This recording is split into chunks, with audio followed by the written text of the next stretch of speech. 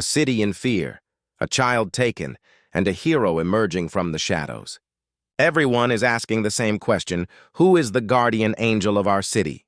Little Lily Sterling, daughter of billionaire industrialist Marcus Sterling, is home safe tonight, thanks to the stunning bravery of an unidentified woman. Social media is on fire with the hashtag Guardian of Grandview, with thousands demanding the mayor give this hero the key to the city.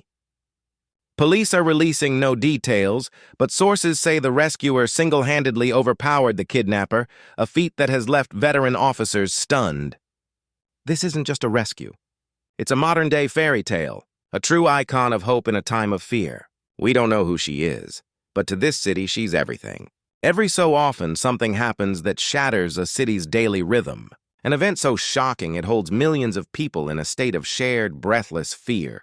The familiar symphony of traffic, commerce, and life is silenced, replaced by a single piercing note of anxiety. And then, sometimes out of that same darkness, a story of impossible courage emerges, a narrative so pure it seems to restore our faith in humanity itself. The story of a hero. Our city, Grandview, had one of those stories. It was a story we told ourselves over and over. A fragile piece of glass we all held together, admiring the way it caught the light.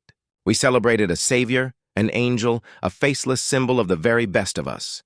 We built a pedestal for a ghost, projecting onto its blank form all the virtues we wished we possessed: strength, humility, and uncompromising righteousness. For a short time, we were united in our adoration of this perfect, selfless unknown. And then we saw her face. And the story we thought we knew, the beautiful piece of glass we held so dearly, began to fracture. The hero we thought we loved, the one we had created in our own idealized image, was not who we expected. This is the story of what happens when a perfect hero becomes an inconvenient person.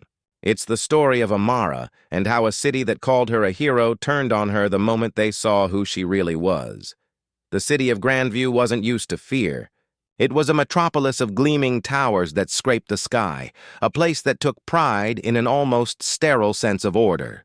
Prosperity was its religion, and the Sterling name was inscribed in the holy texts. Sterling Steel built the city's bones. Sterling Investments fueled its ambitions. So when his 7-year-old daughter Lily vanished from the back of his chauffeured bulletproof sedan in broad daylight, it wasn't just a crime. It was an attack on the city's fundamental sense of safety. It was a sacrilege. The news spread like a digital virus.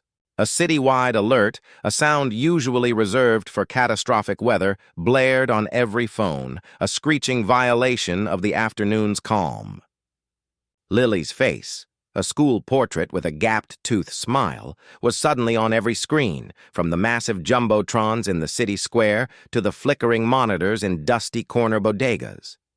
The fear was thick, suffocating, a toxic fog rolling through the pristine streets. If a Sterling cocooned in wealth and security could be plucked from the heart of the city, then who was safe? For 3 days, Grandview held its breath.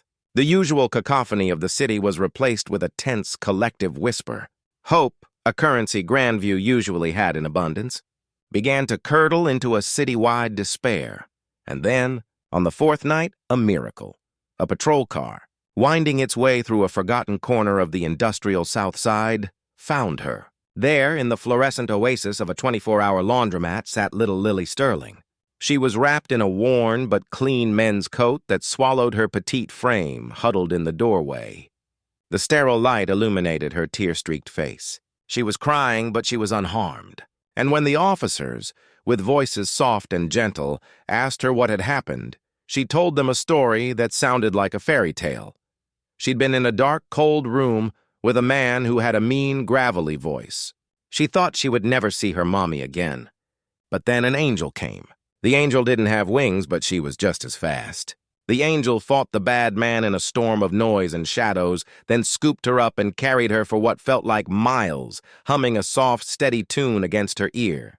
The angel bought her a bottle of water from a machine, her fingers pressing the buttons with quiet calm, and sat with her on the cold linoleum floor until her shaking stopped. Then, as the first distant wail of police sirens grew louder, the angel whispered that she was safe now and vanished into the night.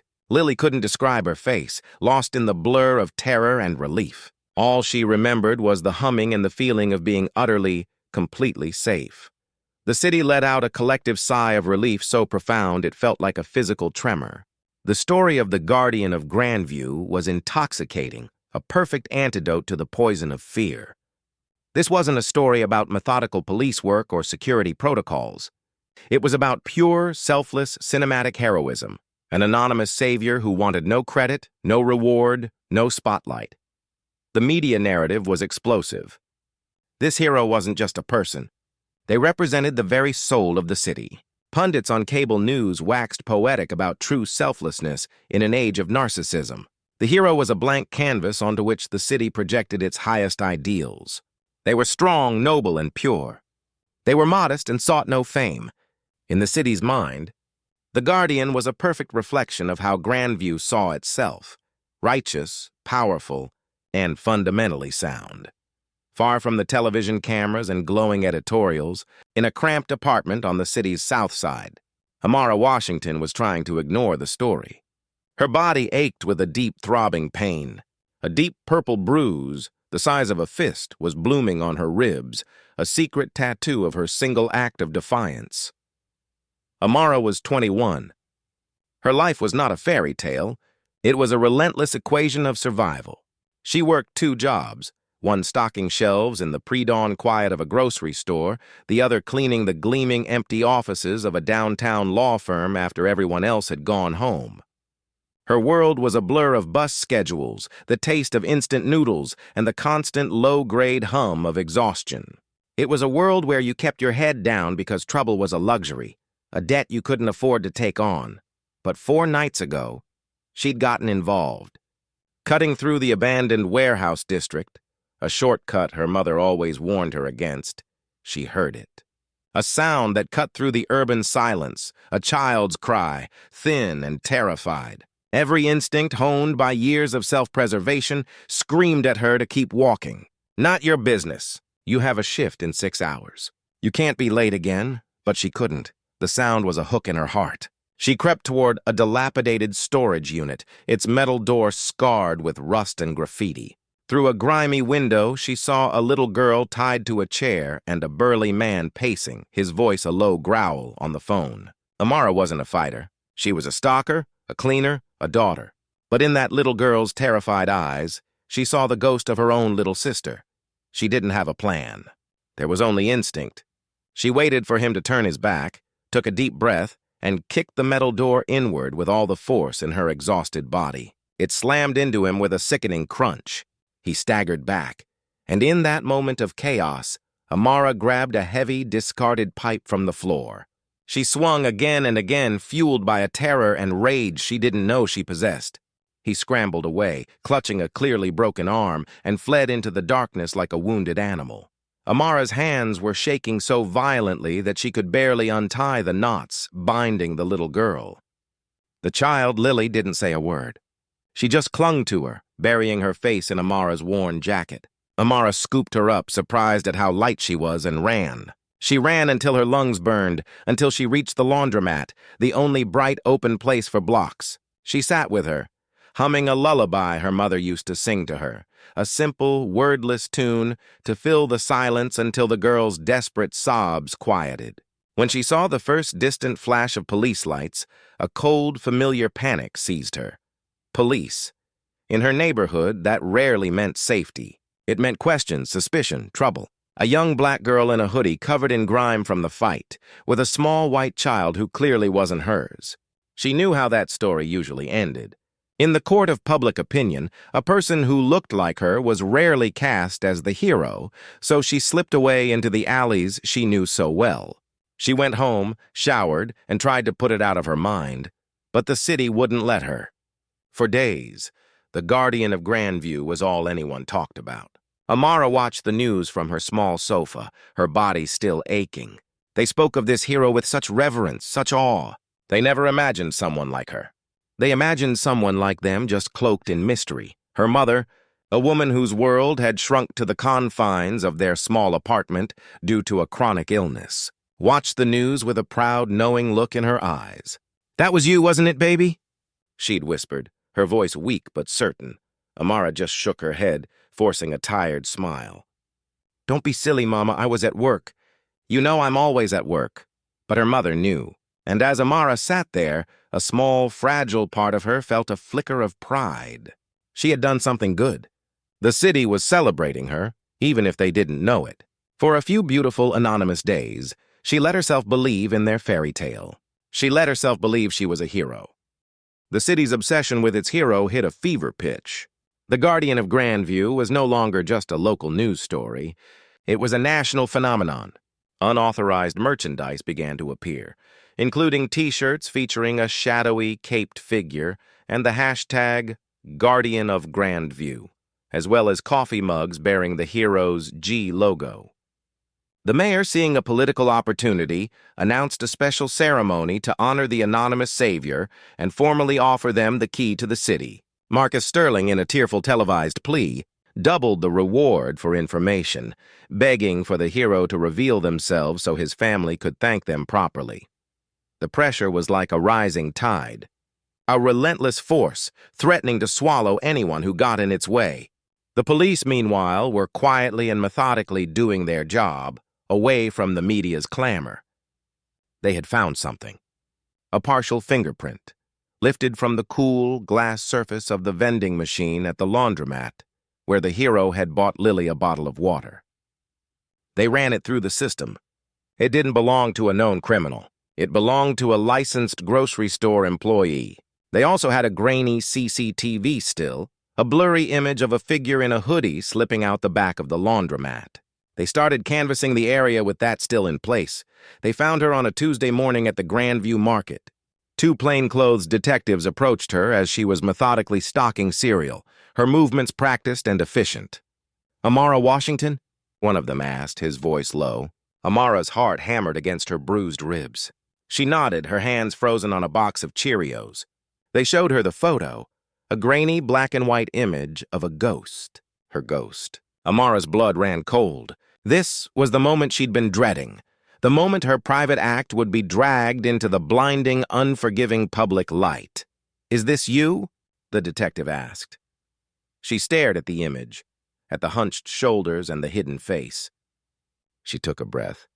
"Yes," she whispered. "That's me." The news broke the next morning like a thunderclap. "Hero revealed!" Southside woman ID'd as Lily Sterling's rescuer. At first, the reports were triumphant. Her nervous-looking work ID photo was everywhere. Amara Washington, 21, a local girl, a working-class hero. Then the next wave of articles hit, and the tone began to subtly, insidiously shift. A hero's humble beginnings, inside the tough neighborhood of Lily Sterling's rescuer. The story wasn't about a mythic angel anymore. It was about a poor black girl. The language changed. Brave became lucky. Selfless became mysterious. The word hero started appearing in quotation marks, as if it were a contested title. The narrative was being reframed, not around her actions, but around her identity. The interview Marcus Sterling gave was the definitive turning point. Standing on the marble steps of his mansion, he looked strained. "We are immensely grateful that Lily is safe," he began, his words carefully chosen by a team of publicists. "And we thank Ms. Washington for her role in that." The reporter, sensing the hesitation, pressed. "Her role? Mr. Sterling, the police said she saved her life. Do you not consider her a hero?" Sterling's jaw tightened almost imperceptibly. "The situation is complex." That one word, complex, hung in the air like poison. The seed of doubt was planted. What was so complex about a rescue? Why the hesitation? What wasn't he saying? The public, which had so eagerly built the pedestal, now started looking for cracks in the statue. Sensing a juicier, more controversial story, the media started digging into Amara's life with a ravenous hunger. They found that she'd been suspended from high school once for a fight. The headline read, "Guardian with a violent past." They discovered her family received public assistance and that her mother was on disability. A TV pundit with a grave and concerned expression asked on a primetime panel, "One has to wonder about the motivation here. Let's not forget that a multi-million-dollar reward was on the table." Is it possible this was less about heroism and more about opportunity? Her race and her class were being used as weapons against her. The very things that made her story remarkable, that a person with so little, who had every reason to mind her own business, chose to risk everything, were being twisted into a narrative of suspicion. If she had been a white woman from a wealthy suburb, her decision to remain anonymous would have been lauded as a sign of humility. For Amara, it was presented as suspicious and calculated. Her poverty wasn't seen as a testament to her resilient character. It was presented as a motive for a crime. It was as if the city was ignoring a beautiful painting to complain that the frame wasn't made of gold. Online comment sections turned into a digital cesspool of racist, classist sludge. The guardian of Grandview was gone. In her place was Amara Washington, a suspect in her own heroic act. Amara's world caved in. Her boss at the grocery store quietly removed her from the schedule, citing unwanted media attention. Cameras were camped outside her apartment building, their long lenses like sniper rifles. The constant stress caused her mother's health to deteriorate, the weight of the city's judgment pressing down on her weak heart. The final crushing blow came a week later. A local tabloid published a front-page bombshell, rescuer linked to kidnapper. The article featured an old, blurry photo of Amara from a neighborhood block party 2 years prior. In the background, partially obscured, was a man with a passing resemblance to a preliminary police sketch of the kidnapper. The connection was a joke, a desperate and malicious stretch of the imagination. But in the court of public opinion, it was all the confirmation the doubters needed. The new, uglier story took root. Amara was an accomplice. Her rescue was a double cross, a staged event to get her hands on the sterling reward money. The comfortable, familiar trope of the untrustworthy inner-city criminal was more believable to much of the public than the uncomfortable truth of a poor black girl being a genuine hero. Their prejudice was a well-worn path, and the truth was an unknown uphill road they were afraid to travel. That night, someone spray-painted "liar" and a vicious racial slur on her apartment door. The landlord, citing the disturbance, served her an eviction notice. The city had loved a ghost, but the moment that ghost was given the face of a poor black woman, they chose to see a monster instead. The days that followed were the lowest of Amara's life. The city that had briefly anointed her a savior now treated her like a pariah. The police, pressured by the shift in public sentiment and the Sterling family's concerns, brought her in for more questioning. This time, the tone was different. There was no gratitude, only suspicion. They sat her in a cold, gray interrogation room, asking questions designed to trap her. How well did you know the other man? Did you arrange to meet him there? Were you surprised when Mr. Sterling offered such a large reward?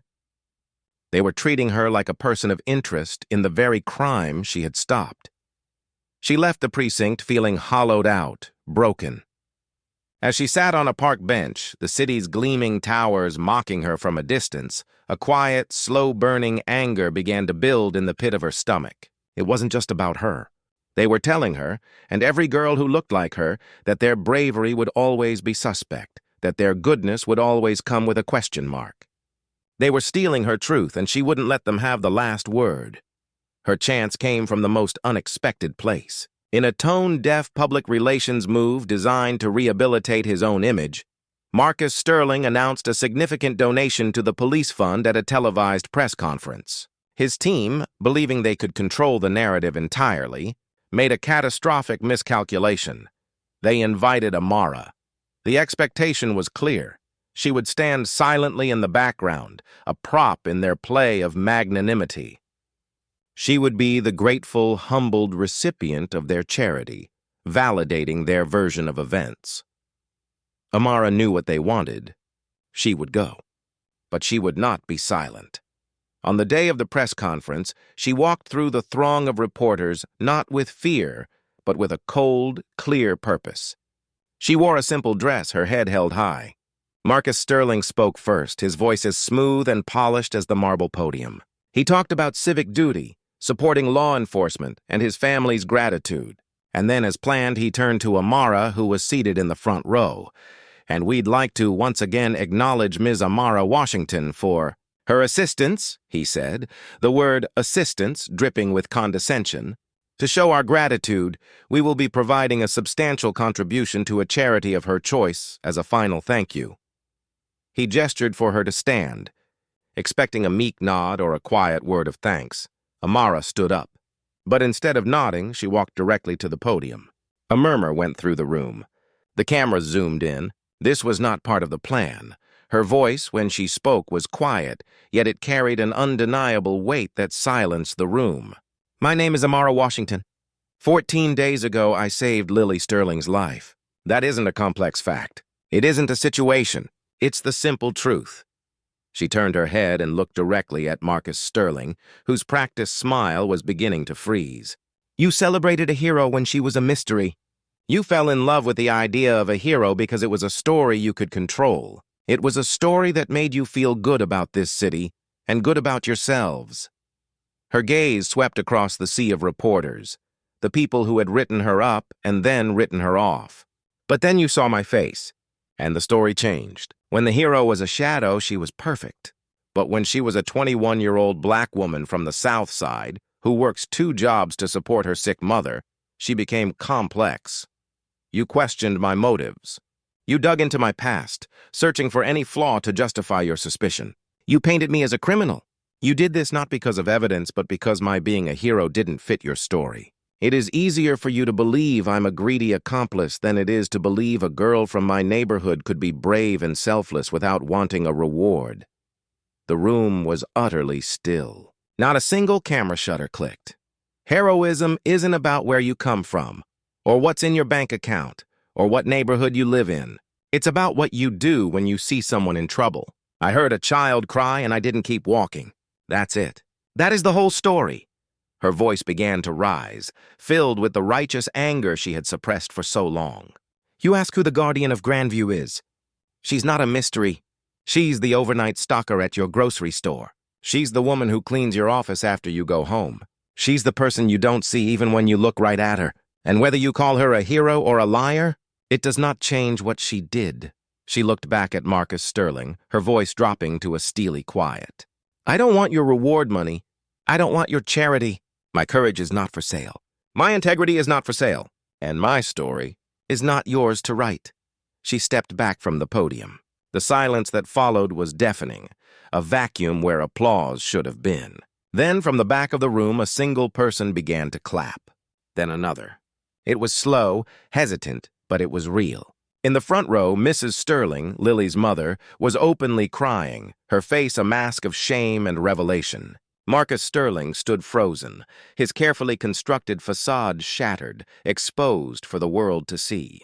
Amara's story is a work of fiction, but the bias she faced is a poignant and all too real reflection of our world. The stories we tell and the heroes we choose to celebrate have profound power. They shape our society's values. We can actively challenge these ingrained biases by supporting organizations that fight for racial and economic justice. We can uplift the voices of Black communities, not just in times of crisis, but consistently. Our attention has power. It's like a spotlight, and every day we choose where to aim it.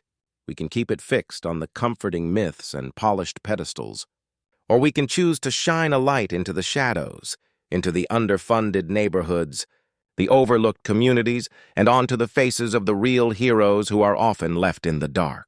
Supporting Black authors, filmmakers, journalists, and community leaders makes a tangible difference. It ensures that more people have the opportunity to share their own stories in their own voices. The narrative didn't flip overnight. The real kidnapper, a disgruntled former employee of Sterling's, was eventually caught and confessed to the entire plot, completely and unequivocally clearing Amara's name. But there was no citywide celebration for her this time. There was no key to the city. The moment had passed. The town had shown its true colors, and now it was too ashamed to look her in the eye. The news reports on her exoneration were brief, perfunctory, before the cycle moved on to the next bright, shiny object. But Amara's life changed. She didn't win the city back, but she got her life back on her own terms. A local, Black-owned newspaper, impressed by her courage at the press conference, offered her a job as a community coordinator. In this role, Her voice had the power to inspire and uplift others. An advocacy group, outraged by her treatment, helped her family find a new, better apartment in a building with a working elevator for her mother. The people who had always seen her, her neighbors, her friends, her community, rallied around her, their support an unshakable fortress against the city's fickle judgment.